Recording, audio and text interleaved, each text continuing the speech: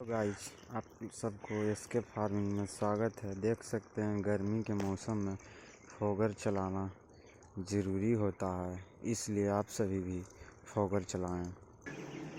गर्मियों में मुर्गियां का हाल ये है, देख सकते हैं।